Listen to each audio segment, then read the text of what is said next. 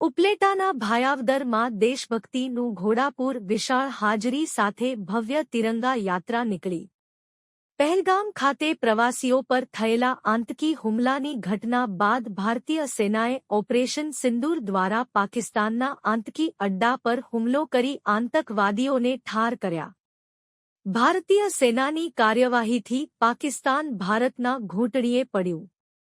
ભારતીય સેનાની આ બહાદુરીને સન્માનિત કરવા માનનીય પ્રધાનમંત્રી નરેન્દ્ર મોદીએ કરેલ આહ્વાનને પગલે દેશભરમાં તિરંગા યાત્રા યોજાઈ, જેમાં ધોરાજી ઉપલેટાના ધારાસભ્ય મહેન્દ્રભાઈ પાડલિયાની ઉપસ્થિતિમાં ભવ્ય તિરંગા યાત્રા નીકળી, જેમાં જિલ્લા ભાજપના રવિભાઈ માકડિયા, ઇન્દ્રવિજયસિંહ ચુડાસમા, જયેશભાઈ ત્રિવેદી સહિત નગરપાલિકા પ્રમુખ રેખાબેન સિણોજિયા, ઉપપ્રમુખ સંજયભાઈ પરમાર, કારોબારી ચેરમેન માયાબેન વાછાણી, સરજુભાઈ માકડિયા, ધવલભાઈ ધમસાણિયા, અતુલભાઈ વાછાણી સહિત ભાજપના આગેવાનો, હોદ્દેદારો, નગરપાલિકાના સદસ્યો, ઉદ્યોગપતિઓ, વેપારીઓ, તમામ સમાજના આગેવાનો, ભાઈઓ બહેનો, યુવાનો મોટી સંખ્યામાં જોડાયા।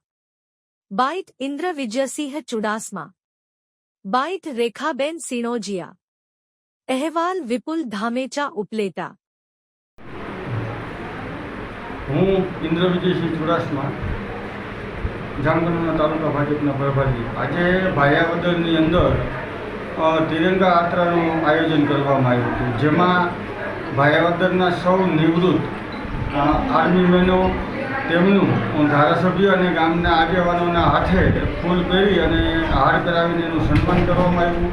અને ભાયાવદરની દરેક સામાજિક સંસ્થાઓ, દરેક સમાજના પ્રમુખશ્રીઓ, રાજકીય આગેવાનો, ધારાસભ્યશ્રી, જિલ્લાના મહામંત્રી, ભાયાવદર નગરપાલિકાના પ્રમુખ અને ચૂંટાયેલી ટીમ દ્વારા એક તિરંગા યાત્રાનું આયોજન કરવામાં આવ્યું હતું। હમણાં થોડા સમય પહેલાં ઓપરેશન સિંદૂર અંતર્ગત આપણા જવાનોએ જે સાહસ અને શૌર્ય બતાવ્યું, જેના કારણે પાકિસ્તાનની કમર।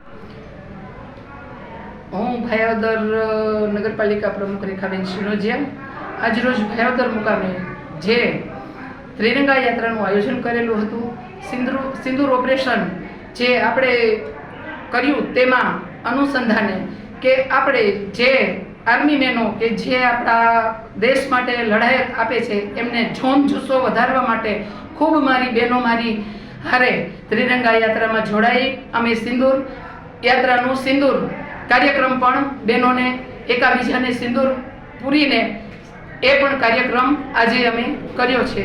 તો આજે ભાયાવદરની અંદર પોલીસ ડિપાર્ટમેન્ટથી માંડીને હોમગાર્ડ ડિપાર્ટમેન્ટ, એક સ્કૂલના કર્મચારીઓથી માંડીને ટોટલી આ ત્રિરંગા યાત્રામાં જોડાયેલા હતા, ખૂબ મોટી સંખ્યામાં।